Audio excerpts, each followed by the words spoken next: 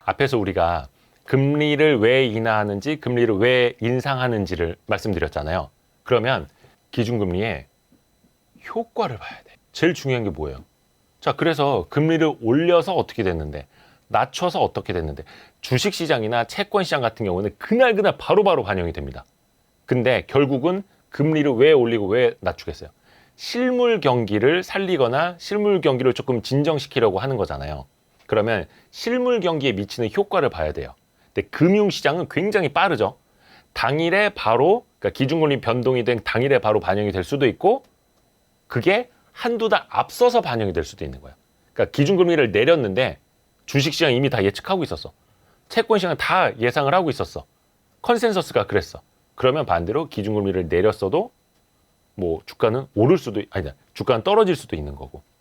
그렇죠. 반대 방향으로도 움직일 수 있는 거예요. 언제든지. 왜냐면 금융시장 선반영을 하니까. 하지만 우리가 실물 경기에 금리 효과가 반영이 되려면 최소한 6개월이 걸린다고 학자들이 이야기를 해요. 6개월 이상. 그러니까 기준금리를 공격적으로 올리기 시작을 한 게 올해 초부터잖아요. 작년에 2번 올렸고 올해 초부터 공격적으로 올렸는데 그게 이제 6개월 정도는 지났잖아. 그러니까 물가가 좀 잡히는 기미, 수요가 진정되는 기미를 봐야 돼. 그리고 올해 7월하고 10월에는 50bp씩 올렸거든요. 굉장히 공격적으로. 그러면 7월하고 10월에 공격적으로 기준금리를 올린 게 아직 6개월이 안 됐죠. 그러면 그 효과가 나타나려면 얼추 2023년 초는 돼야 되는 거예요. 그러면 이때부터 뭘 해야 된다? 지켜봐야죠. 어떻게 됐냐? 제가 지금 막 그러니까 물가라는 녀석이 막 미쳐 날뛰고 있어. 진정을 못해. 그럼 막 여기다 진정제를 놓는 거야. 마취약도 놓고, 뭐 약도 놓고, 막 주사제, 영양제를 놔. 근데 우리나라 기준으로 2023년 11월까지 기준금리가 9차례 인상이 됐습니다. 21년 8월부터 22년 11월까지 9차례에 걸쳐서 2%포인트가 인상이 됐습니다. 200bp가. 그러니까 9번이나 아픈 주사를 맞은 거야. 그 중에 2번은 불주사였어. 그럼 이제는 어떻게 해야 돼? 좀 지켜봐야지. 아, 저 주사 효과가 있나? 근데 아직도 막 미쳐 날뛰고 있고 막 거품 물고 있고 그럼 주사를 더 놔야겠죠. 그래서 한국은행 그 이창용 총재도 이야기를 했는데 우리나라 기준금리의 상단은 3.5%가 될 것이다 라고 이야기를 했어요. 11월 기준으로 3.25%인데 왜냐면 요 전편에서 말씀드린 것처럼 예측 가능성을 위해서 미리 얘기를 해준 거예요. 그럼 얼추 거의 다 온 거죠. 그러면 내년 금통위가 2023년 금통위가 뭐 1월, 2월, 4월 뭐 이렇게 있을 거예요. 그러면 1월이나 2월에 한 번 더 올리고 이제는 얼추 마무리가 될 수도 있겠다. 물론 이제 미국 쪽 상황도 봐야겠습니다만 그래서 이런 거 좀 참고해 주시면 좋을 것 같고 금리 인상이 마무리가 되면 지켜봐야겠잖아요. 근데 많은 성격 급한 투자자들은 뭘 바라고 있겠어 지금. 금리 인상을 했다가 이제 금리 인상이 끝나면 금리 인하해야 되는 것 아니야? 라고 기대를 해요. 왜냐면 지금 너무 힘들잖아. 대출이자도 힘들어 죽겠고 막 코인도 떨어지고 주가도 떨어지고 부동산 가격도 떨어지고 장난 아니잖아. 그런데 앞에서 말씀드린 것처럼 금리 인상이 끝나더라도 금리 인상의 효과가 실물 경제에 나타나는 걸 봐야 금리 인하를 하든 말든 할 거 아니에요. 아니면 안 나타나면 금리 인상을 더 하겠죠. 물가가 잡히고 그러면은 당연히 금리 인상을 할 필요가 없겠지만 물가가 안 잡혀. 그럼 계속 올려야지. 근데 물가 일단 잡혔어. 혹은 경기가 막 더 침체될 것 같아. 야, 이거 지켜보니까 이대로 계속 가면 안 돼. 이제 어느 정도 물가는 진정이 됐고 자, 그러다가 경제가 망가져.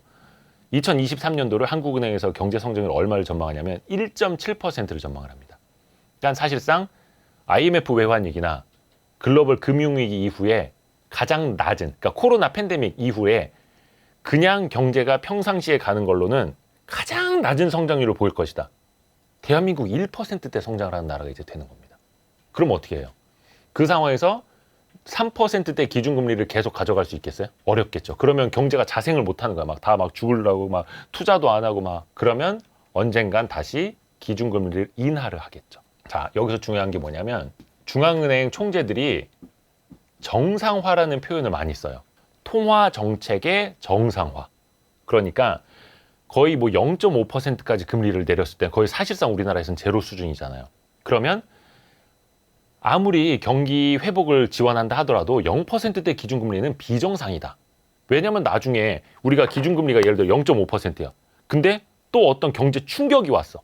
그럼 더 이상 내릴 금리가 거의 없잖아요. 그렇다고 우리나라가 뭐 달러처럼 막 달러 찍어갖고 사람들한테 뿌려줄 것도 아니고 기축통화가 아니니까. 그래서 빨리 정상화 시켜놔야 되는 거야. 한 2% 정도라도. 그래야지 위기가 다시 왔을 때 금리를 내릴 수 있게끔 이 완충 장치를 만들어놔야 되는 거야. 근데 지금은 어떻게 됐어요? 거기서 너무 빠르게 3.25까지 와 있죠. 3.5까지 더 올린다고 하죠. 그러면 이때부터의 정상화는 뭐예요? 낮추는 거죠. 맞습니다. 그게 정상화인 거예요. 그래서 어떨 때는 인상을 하는 게 정상화일 수 있고 어떨 땐 인하하는 게 정상화일 수도 있는데 이제 앞으로 가야 하는 정상화의 길은 인하다. 왜냐? 한국은행이 목표로 하는 물가 상승률 목표치가 2%였어요. 그렇죠? 근데 지금 5%의 물가가 안 잡히고 있는데 내년에는 한 3.6% 정도로 한국은행이 물가 상승률 전망을 하고 있어요. 근데 물론 2%보다 높으니까 바로 인하를 할 수는 없겠죠. 대신에 소비자 물가지수 상승률이 2%대로 내려온다면 그때는 충분히 통화정책을 정상화하면서 내릴 수 있는 기준금리를 인하할 수 있는 토대가 마련이 되는 거겠죠. 그래서 중요한 게 지금은 첫째도 물가, 둘째도 물가입니다. 자, 그러면 제가 힌트를 하나 드릴게요. 지금 예적금 금리가 아까 한 5%에서 6% 정도 된다고 했잖아요. 근데 요거 내년에도 내후년에도 이런 상품이 있을까요? 금리가 다시 정상화된다면 내려오겠죠. 근데 힌트 하나 드릴게요. 지금 1년짜리 예적금 금리가 2년짜리 예적금 금리보다 높게요, 낮게요? 자, 일반적으로 기간이 길면 금리가 어때요? 조금 더 높은 게 상식적이죠. 왜냐면 시간 가치도 반영이 돼 있고 인플레이션도 반영이 돼 있을 테니까. 근데 지금 역설적으로 은행과 저축은행들의 예적금 금리가 1년짜리가 더 높아요. 은행들도 모르겠다는 거예요. 근데 지금 2년짜리라고 해서 예를 들어서 막 6.5%를 줘봐. 근데 내년 하반기에 한국은행이 기준금리를 막 내려. 2.5%로 내려. 막 2%로 내려. 그럼 어떻게 돼 이거 이렇게 줬다가는. 역마진 나죠. 그러니까 지금 은행들이 2년짜리 예적금에다가는 1년짜리보다 이자율을 더 박하게 주고 있어요. 그러니까 은행들이 약간 모르겠다는 거야. 그리고 어찌됐든 간에 단기적으로 자금만 좀 빨아들이고 보자. 이런 상황인 거예요. 그러면 똑똑한 금융 소비자라면 뭐 얼추 비슷하다라면 똑같이 뭐 5, 6%다 하면은 나는 이거 여유 자금이 있다. 계속해서 나는 부어 나갈 거다. 한 2, 3년 묶여 있어도 상관없다. 그러면 2년 가는 거고. 근데 그게 아니라 나 이 돈이 좀 필요하다. 분명히 요거 한 1년 정도 지나면 깨야 될 것 같다. 그럼 페널티가 있잖아요. 그러니까 깨야 될 것 같다. 그러면 이 1년짜리만 드는 거고. 그렇게 선택을 하시면 될 것 같아요. 그리고 이 은행이나 저축은행의 그 예적금 금리는 그 한 번에 볼 수 있는 사이트가 있어요. 이게 사이트 이름이에요. 이게 뭐냐면 FSS가 금융감독원이에요. 그러니까 이거는 금감원에서 만든 사이트입니다. 근데 보통 우리가 예금, 적금, 금리 비교, 금융상품 금리 비교하면 뭐가 나와요? 네이버에는 보험 판매사들 뭐 판매하는 광고 쫙 나오잖아. 그러니까 민간 업체가 만든 뭐 비교 사이트들이 많이 나와요. 막 중고차 막 이런 것처럼. 근데 일단은 공신력이 있는, 그러니까 상업적이지 않은, 그래서 금감원이 만든 금융상품 한눈에 사이트에 들어가시면 예적금 금리 비롯해서 다른 금융상품들도 다 같이 볼 수 있습니다. 뭐 보험도 거기 있고 아니면 뭐 대출 상품도 거기 있고 하니까 요거 많이 이용해 주시면 좋을 것 같아요. 돈 한 번에 적금으로 모아서 대출 갚아야지 이런 사람들이 있다고. 아니 그게 똑똑한 전략일 수도 있는데 지금 같은 상황에서는 바보의 전략일 수도 있죠. 왜냐면 보세요. 예금 금리가 5%야. 근데 대출 금리는 예를 들어서 지금 한 7% 나와. 자, 그러면 대출로 7%에 조달을 해서 5% 맡겨놓으면 앉은 자리에서 2%포인트가 마이너스잖아요. 이건 바보의 전략이잖아. 그러니까 고금리 시절에는 제일 먼저 해야 될 게 뭐냐면 대출을 갚는 겁니다. 빚을 갚는 것부터 해야 돼. 그러니까 저금리 시절에는 어떻게 해서든 쉽게 자본을 조달해서 막 투자를 하고 기대 수익률을 높여야 되는 거고, 고금리 시절에는 당연히 빚부터 갚아야 되는 거죠. 이거 거꾸로 하고 있으면 그냥 죽는 거죠. 왜냐면 그래도 최근에도 주가 흐름을 보면 부채 비율이 높은 회사들 주가가 더 많이 떨어진 걸 볼 수 있을 거예요. 왜냐면 당연히 부채 비율이 높을수록 금융 비용이 많이 나가니까 매출 영업이익까지는 좋은데 순이익이 쪼그라드는 거야. 금융 비용을 너무 많이 내가지고. 그래서 최근에 리츠 같은 것도 주가가 많이 떨어진 게 그런 이유입니다. 리츠도 자본 조달을 많이 하거든요. 돈을 많이 빌려와요.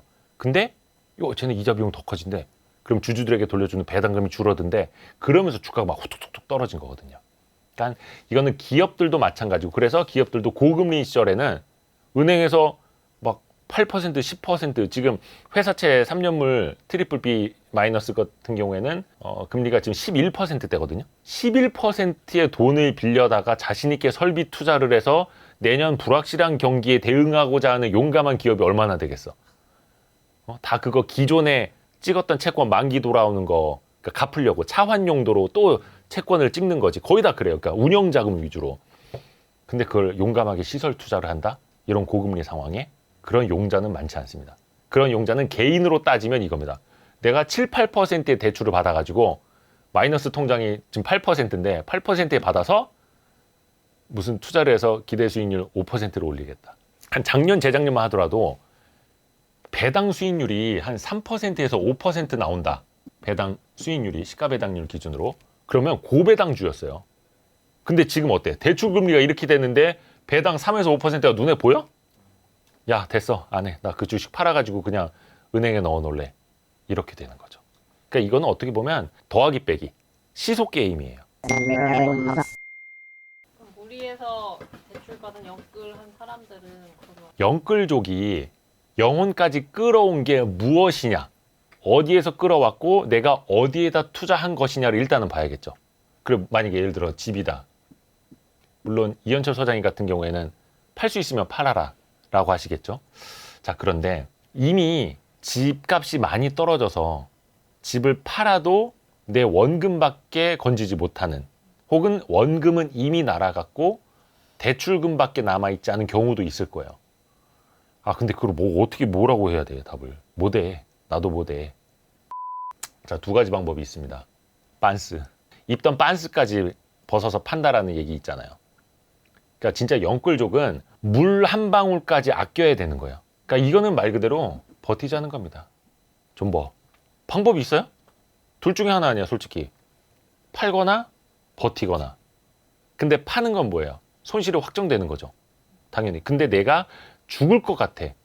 당장 내가 매월 이자가 원리금까지 하니까, 요즘은 균등상환을 많이 하니까 300 몇십만 원까지 나가. 근데 우리 맞벌이 해봐야 400만 원 버는데 350만 원 감당이 안 돼. 팔아야지. 근데 물론 그때 팔아봐야 거의 뭐 원금도 못 건지는 정도가 되면 말 그대로 그냥 깡통이 돼버리는 거라서 참 저기 하기는 한데, 첫 번째가 버티자는 거였잖아요. 두 번째는 뭐 매각이죠 뭐. 손실 확정. 근데 이거는 매각은 손실 확정이잖아요. 그래서 항상 맞든 틀리든 어쩔 수 없이, 그러니까 저도 되게 싫어하는 게 이거거든요, 전망. 근데 어쩔 수 없이 내가 경제에 대응하는 사람이라면 전망을 할 수밖에 없어요. 되게 어려운 이야기지만. 그래서 지금과 같은 고금리 상황이 2년, 3년 이어질 것 같다. 이건 집값 전망이 아닙니다. 집값 전망이 아니라 금리 얘기를 하는 거니까. 2년, 3년 이어질 것 같다. 그러면 나의 이 고통스러운 상황이, 한 달에 350만 원씩 원리금을 내는 상황이 2년, 3년 더 이어진다는 뜻이잖아요. 그럼 곱하기 12, 거기다 곱하기 또 3, 36개월 이대로 살 수 있을지를 생각을 해야 되는 거고, 그게 아니라 물가가 어느 정도 잡히고 기준금리를 다시 중앙은행이 정상화할 수 있을 것이다. 한 2%까지만 낮추면 나의 지금 한 8% 정도 달하는 대출금리가 5%까지 내려올 수 있을 것 같다.